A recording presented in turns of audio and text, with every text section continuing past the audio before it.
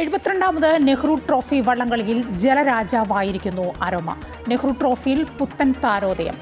4 മിനിറ്റും 23 സെക്കൻഡും തുഴഞ്ഞെത്തിയാണ് കിരീടത്തിൽ മുത്തമിട്ടത്. രണ്ടാമനായത് നടുഭാഗമാണ്.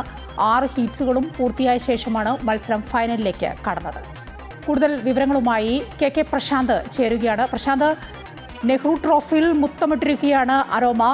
അതൊരു ചരിത്രം കൂടിയല്ലേ? ഈ അരോമയ്ക്കൊപ്പം ഉണ്ടായിരുന്ന നടുഭാഗമായാലും മേൽപ്പാടമായാലും വിയപുരമായാലും അവരൊന്നും മോശക്കാരല്ല. ഒരു ഘട്ടത്തിൽ നടുഭാഗം ഒന്നാമത് എത്തുമെന്ന് വരെ കരുതിയതാണ്. അതൊക്കെ തള്ളിക്കൊണ്ട് അരോമ എത്തുമ്പോൾ അത് ചരിത്ര വിജയം തന്നെയല്ലേ?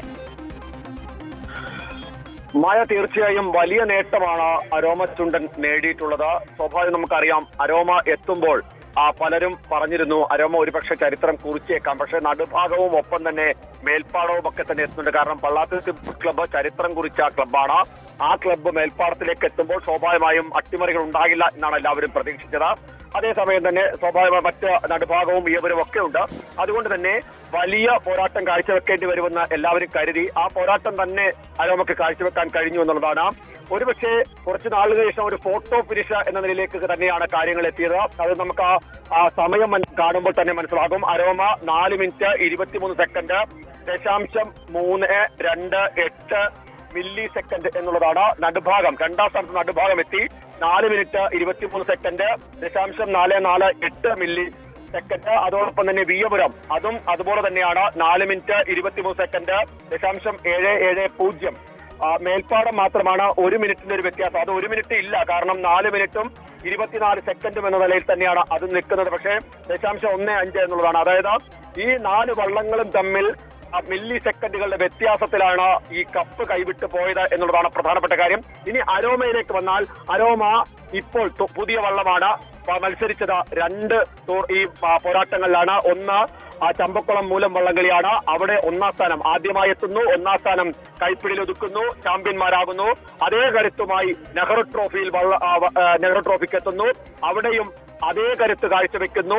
ഈ പറഞ്ഞ നടുഭാഗത്തെയും വിയപുരത്തെയും മേൽപ്പാടത്തെയും ഒക്കെ തന്നെ വെട്ടി മാറ്റിക്കൊണ്ട് അവരെ ഒരുപക്ഷെ ആദ്യഘട്ടങ്ങളിൽ വലിയ ഒരു പോരാട്ടമുണ്ടായിരുന്നു. ആ പോരാട്ടമെല്ലാം മറികടന്ന് ഇഞ്ചോടിഞ്ച് പോരാട്ടത്തിനൊടുവിൽ തന്നെ അവർ കപ്പ് ഉയർത്താൻ കഴിയുന്നു. വലിയ നേട്ടമാണ് അരോമയെ സംബന്ധിച്ചുള്ളത്. ഇതിൽ ഏറ്റവും എടുത്തു പറയേണ്ടത്, സാധാരണഗതിയിൽ ഈ കപ്പുകൾ കൈനകരിക്കാരും കുട്ടനാടുകാരും ഒപ്പം തന്നെ കുമരകം ബോട്ട് ക്ലബ്ബ് ഈ ബോട്ട് ക്ലബ്ബുകളിൽ കിടന്ന് കറങ്ങുന്ന കപ്പാണ്. ആ കപ്പാണ് ഇപ്പോൾ കൊല്ലം പറവൂരിൽ നിന്നെത്തി അരോമ സ്വന്തമാക്കുന്നത്. അതുകൊണ്ട് തന്നെ അരോമയെ സംബന്ധിച്ച വലിയ നേട്ടമെന്ന് തന്നെ പറയേണ്ടി വരും. മാത്രമല്ല, അരോമയുടെ ഹീറ്റ്സും അങ്ങനെ തന്നെയായിരുന്നു. അരോമ 4ാം ഹീറ്റ്സിൽ നിന്ന് വിജയിച്ച് കയറിയാണ് ഫൈനലിലേക്ക് ഇടം പിടിച്ചത്. 10/10 കാരിച്ചാലും ചെറുതനയും ഒന്നിച്ച് മത്സരിച്ച പോരാട്ടമായിരുന്നു. ചെറിയ വ്യത്യാസത്തിന് ചെറുതന 3 സെക്കൻഡിന്റെ വ്യത്യാസത്തിൽ ചെറുതനയെ മറികടന്ന് 4 മിനിറ്റും 27 സെക്കൻഡിലും ഒന്നാമതെത്തിയാണ് അരോമ ഫൈനലിൽ യോഗ്യത നേടിയത്. ഇതിൽ എടുത്തു പറയേണ്ട മറ്റൊരു കാര്യം കൂടിയുണ്ട്. നടുഭാഗവും അതുപോലെ തന്നെ മേൽപ്പാടവും എല്ലാം തന്നെ 4 മിനിറ്റ് 15 സെക്കൻഡും 4 മിനിറ്റ് 17 സെക്കൻഡിലും ഹീറ്റ്സുകൾ കവർ ചെയ്ത വള്ളങ്ങളാണ്. പക്ഷെ അവർക്ക് ആ പോരാട്ടം ഫൈനലിലേക്ക് എത്തുമ്പോൾ കാഴ്ചവെക്കാൻ കഴിഞ്ഞില്ല എന്നുള്ളതും എടുത്തു പറയേണ്ടതാണ്. ഏതായാലും നടുഭാഗം ഒരു വെല്ലുവിളി എല്ലാവർക്കും ഉയർത്തുമെന്ന് നമ്മൾ കരുതിയതാണ്. കാരണം 4ാം ഹീറ്റിൽ തുടയുന്ന വള്ളങ്ങൾക്ക് സാധാരണഗതിയിൽ ഒരു മേൽക്കോയ്മ കിട്ടാറുണ്ട്. ആ മേൽക്കോയ്മ നടുഭാഗത്തിന് കിട്ടിയിരുന്നു. പക്ഷേ ആ മേൽക്കോയ്മയെ മറികടക്കാനുള്ള കരുത്ത് അരോമയുടെ കരുത്തന്മാർക്കുണ്ടായിരുന്നു. അവർ പതിഞ്ഞ താളത്തിൽ ആവേശത്തുള്ളിയോടുകൂടി തന്നെ മുന്നോട്ട് പോയി. പുന്നമടയുടെ ഓളങ്ങളെ കീറിമുറിച്ചുകൊണ്ട് മുന്നോട്ട് പോയതിന്റെ ഫലമാണത്. ഒറ്റ താളത്തിൽ ഒറ്റ ശ്വാസത്തിൽ ഒന്നിച്ച് കരുത്തോടെ മുന്നോട്ട് പോയി അവർ കപ്പ് ഉയർത്തുമ്പോൾ വലിയ പുതിയ ചരിത്രം കുറിക്കുകയാണ്.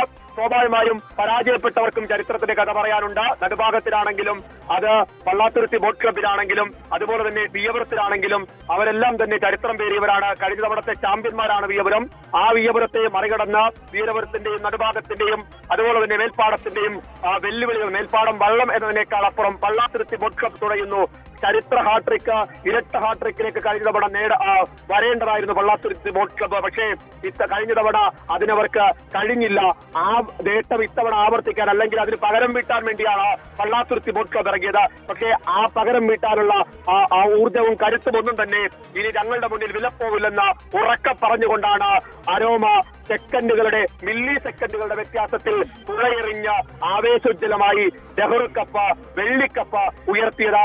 ഏറ്റവും എടുത്തു പറയേണ്ടത് ഇതിനു മുൻപുള്ള മത്സരങ്ങളെക്കാൾ കുറേക്കൂടി വീറും വാശിയും ഉണ്ടായിരുന്നു. ഹീറ്റ്സിൽ പോലും ഒരുപക്ഷെ ലൂസേഴ്സ് ഫൈനൽസ് കണ്ടവരെല്ലാം പറഞ്ഞത് ഇങ്ങനെയാണ് ലൂസേഴ്സ് ഫൈനലെങ്കിൽ എങ്ങനെയാണ് ഫൈനൽ എങ്ങനെയായിരിക്കും എന്നുള്ളതായിരുന്നു ആകാംക്ഷ. ലൂസേഴ്സ് ഫൈനലും നെഞ്ചിടിപ്പോടുകൂടിയാണ് എല്ലാവരും കണ്ടത്. ഒരുപക്ഷെ അവിടെ നിന്ന മുഴുവൻ ആളുകളും ആർത്തു വിളിച്ച് ഫാൻസുകാർ ആരാധകരൊക്കെ ആർത്തു വിളിച്ചവരാണ്. മാത്രമല്ല സാധാരണഗതിയിൽ നമ്മൾ IPL-ഉം മറ്റ് ഫുട്ബോളും ഒക്കെ കാണുന്നത് പോലെ ആ ഒരു ആവേശത്തിലേക്ക് ഇപ്പോൾ നെഹ്റു ട്രോഫിയും എത്തിയിട്ടുണ്ട്. കാരണം അത്രയധികം ആരാധക ക്ലബ്ബുകൾ ഈ വള്ളങ്ങൾക്ക് വേണ്ടി രൂപപ്പെട്ട് കഴിഞ്ഞിരിക്കുന്നു. അവരാണ് ഇവർക്ക് വേണ്ടി ഫ്ലെക്സുകൾ വെച്ചും ഒപ്പം തന്നെ ഫാൻസ് ക്ലബ്ബുകൾ രൂപീകരിക്കുകയും ആ ക്ലബ്ബുകൾക്ക് പിന്നിലായി ഇവർ അണിനിരക്കുകയും അതിനുവേണ്ടി അഹോരാത്രം പണിയെടുക്കുകയും ചെയ്ത ഒരുപാട് പേരുടെ വിയർപ്പാണ് ഇന്ന് പുന്നമടക്കായലിൽ ഇങ്ങനെ തുഴഞ്ഞു കയറി വന്നത്. ആ തുഴഞ്ഞു കയറി വന്നതിന്റെ ഫലമാണ് ഏറ്റവും ഒടുവിൽ അരോമ കപ്പുയർത്തിയത്. ഇനി കാത്തിരിപ്പാണ്, ഒരു വർഷത്തെ കാത്തിരിപ്പ്. ആ കാത്തിരിപ്പിൽ പുതിയ വള്ളങ്ങൾ ഉണ്ടാകും. കാരണം അരോമ പുതിയ ചുണ്ടനാണ്. വിരണം ഇത്തവണ പുതിയ ചുണ്ടനുമായി ഇറങ്ങി വലിയ നേട്ടമുണ്ടാക്കുമെന്ന് കരുതിയതാണ്. പക്ഷേ അവർ ലൂസേഴ്സ് ഫൈനലിൽ നേട്ടമുണ്ടാക്കിയതിനപ്പുറത്തേക്ക് ഒന്നും സംഭവിച്ചില്ല. പക്ഷേ ആ വള്ളങ്ങളുടെ ഓളപ്പിരപ്പ്, ആ വള്ളങ്ങൾ ഇങ്ങനെ ഓളപ്പിരപ്പിലൂടെ ഉയർന്ന് മുന്നോട്ട് പോകുമ്പോൾ അവർ കാഴ്ചവെച്ച വീറും വാശിയുമുണ്ട്. ആ വീറും വാശിയും തന്നെയാണ് ഓരോ മനുഷ്യരുടെയും ഉള്ളിൽ ചുണ്ടൻ വള്ളങ്ങളോടുള്ള ആവേശവും ആത്മാർത്ഥയും സ്നേഹവും ഒക്കെ തന്നെ കാത്തുവെക്കുന്നത്.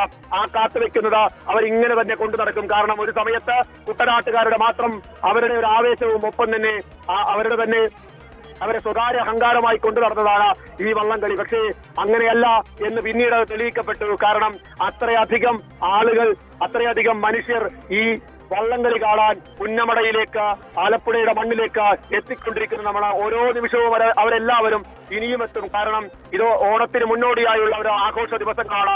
കുട്ടനാട്ടുകാരെ സംബന്ധിച്ച് അവരുടെ ഉത്സവത്തിന്റെ ദിവസങ്ങളാണ്. ആ ദിവസങ്ങളിൽ ഏറ്റവും പ്രധാനപ്പെട്ടതാണ് അവരെ സംബന്ധിച്ച് ഈ വള്ളംകളി. ആ വള്ളംകളി അവരിങ്ങനെ നെഞ്ചോട് ചേർത്ത് ഇനിയും കൊണ്ടു നടക്കും. അതിന് കുട്ടനാട്ടുകാരുടെ മാത്രം സ്വകാര്യ അഹങ്കാരമല്ലെന്ന് അവിടെ കൂടിയ ആപാലവൃദ്ധം ജനങ്ങളും വിളിച്ചു പറയുന്നുണ്ട്.